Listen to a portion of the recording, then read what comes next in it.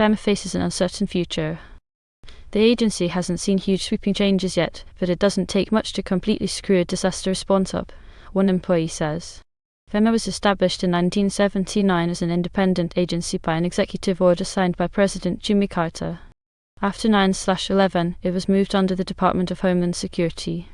In recent years, expensive disasters like Hurricane Ian, Ida in late March, Homeland Security Secretary Kristi Noem said publicly at a cabinet meeting that DHS would eliminate Fema a day later. Noem laid out a plan to cut the agency down to just immediate disaster. Fema says it will work with local and state officials to prepare for the 2025 hurricane season. The White House has not said who is on the review council appointed by the White House.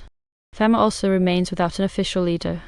The acting chief administrator, Cameron Hamilton, is a former Navy SEAL with no large-scale disaster management experience. Around 200 probationary Fema employees were cut in February, part of a massive layoff across the federal government. Fema has an advantage in the structure of the agency itself, as the majority of staff are already on fixed-term or temporary reservists, make up more than a third of the agency's staff. Core employees work in 2 to 4 year full-time contracted stints, but many stay at Fema for years. A separate email sent to staff in March instructs supervisors to submit extension requests to the Secretary of Homeland Security for many types of core positions.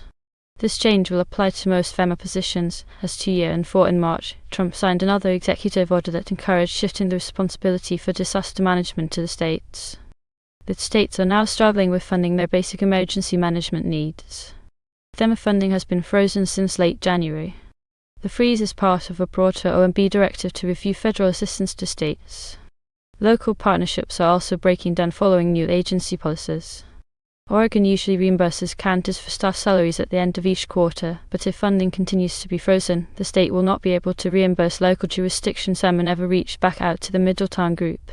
An internal Fema communications memo sent in early March instructs employees that activities not related to current disasters now require approval. Fema says the BRIC program is another example of a wasteful and ineffective Fema program. A Fema employee says direct disaster response during a crisis is only a small slice of what we do. One sea level rise calculator, maintained by the U.S. Army Corps of Engineers, has gone completely offline. 2 Fema employees told Wired that the administration's attack on DEI means that many employees have started to steer clear of using Fema. Employees say the new data is a valuable tool that allows the agency to better prepare. None of these people are trained in emergency management, one employee says.